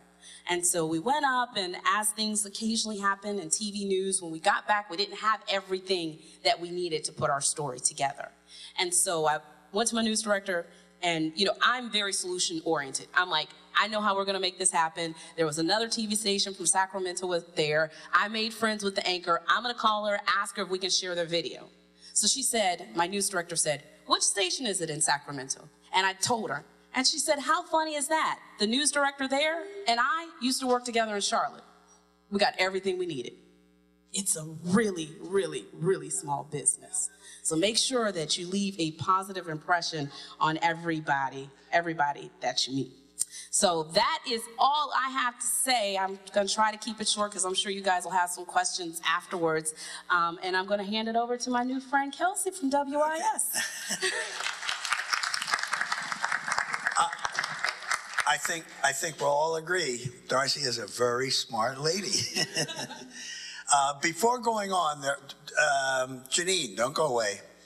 I've been watching Janine and Dick Block, that they're in this room at the same time. They're all both wandering in and out, taking care of all the arrangements. But I just want you to recognize Janine in the back, Dick in the front. Stand up, Dick. Two individuals who really made all the arrangements for this, including the setup, the panel, the breakfast, the lunch, and all the program and all of the details that went into making this a very, very successful session. So thank you, thank you, thank you. Now we give Kelsey Weeks a chance for giving us all the best information. You wrap it up, and you're the cleanup hitter. All right. I'll keep this short and sweet here. My name is Kelsey. I'm the current 5 p.m. producer at WIS. It hasn't been a while since I was in your shoes. I'm only a year and a half out of college, so I graduated in December 2010 from USC. Very familiar with senior semester. I actually got the job at WIS 3 days. I started there 3 days after I graduated, so I actually had the job before I even left there, senior semester. So it happened very quickly. But I would say it all started for me when I went on a Munich Maymester with the J School to Germany, and there were 16 of us. We had to go to Germany, choose a story idea. It was a multimedia journalism trip. So we got into groups, we chose a story, we had to find our way around Germany. We brought camera, tripod, the whole, laptops, find interviews, write a web story, a magazine, a print article, a podcast, a broadcast. So we had to basically take our story and put it in all these different formats. And there were 2 professors on the trip that I just got really close with, and that's how our relationship kind of formed, just like he was like my mentor, one of the professors. And so I got back, and ETV actually emailed me. They emailed everyone on the trip saying, hey, we're looking for interns. And I jumped on the opportunity. So they had I don't know what the news show was. They had like a news show on ETV that I interned with a couple days a week. So I did that, and then I'd always wanted to go to New York, and I'd grown up watching NBC Nightly News with my dad, and it was always one of my favorite shows. And so one of the people at ETV actually had an internship at Dateline, so I talked to her about how she got that, and she's like, I just applied for it. She gave me some names. Next day, I applied to NBC Nightly News with Brian Williams. They contacted me a couple weeks later. I did some phone interviews, and the very last day of class was my fall of my junior year, I believe. I got the call that I got the internship in New York. So 3 weeks later, I moved to New York City for the spring semester and did that. And, you know, that was crazy. So I did that. And then I came home, and Watch Fox actually contacted me, and I went straight into Watch Fox that summer. So I had 3 internships back to back. I got a lot of, I had public experience, I had national experience, and then I got the local experience. So, and then in the meantime, I kept in contact with this professor that I had been on Germany with. He's a senior semester professor, and he had, been around. He'd been a news director at WSB in Atlanta, SOC in Charlotte, and he knew, he's very good, and he knew a lot of the news directors in all the Columbia markets, and so that's my biggest recommendation, is get to know your professors, because they can get you a job with the people that they know. He put in a good word for me at WIS, and I interviewed there, and I ended up getting it. So I attribute that a lot to him. So I know I would always make sure you just drop by their office and just like talk to them, and just pick their brains, and they'll give you great advice. And so that's one of my biggest pieces of advice, is your professors. They know a lot of people in the business. So yeah, now I'm just the producer, and for those of you who don't know, I didn't know a lot about producing before I actually got into it really in senior semester. But basically, I choose the stories that go in the show every day. I choose what order I want to put them in, what anchor will read them. I write them for the anchors. I write most of the stories, besides some of the reporters' packages and stuff. I don't do that, but all the other stuff I write. I know my anchors and their personalities and what kind of stories they're going to like, and their little details and nitpicky things about writing. And so it's a lot. I mean, it's stressful. I'm down in the control room, and you're timing your show. You're coordinating your live shots. I even run the teleprompter while I'm timing the show and talking in the anchor's ear. So you have to be very organized. You have to be able to multitask. You just have to be detailed. You can't miss a detail. I mean, that could throw off a show. So it's a lot. It's a lot of pressure, but it's fun, and when you have a good show and everything turned out great, it's really rewarding at the end. And yeah, so just do those internships, get to know your professors.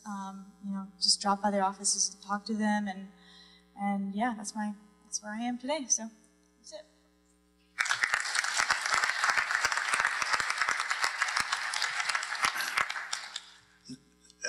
Know your professors and make sure that they know you. I started this morning by saying that it isn't who you know, but who knows you. And I think that is certainly a message that you've heard from all of the panelists. And before going to the questions and answers, you can ask of some specific panelist, or you can ask the panel as a group, and you may get various answers, but they welcome your questions. And before we do that, I just want to join all of you in thanking the panel for being here, because they've just been great.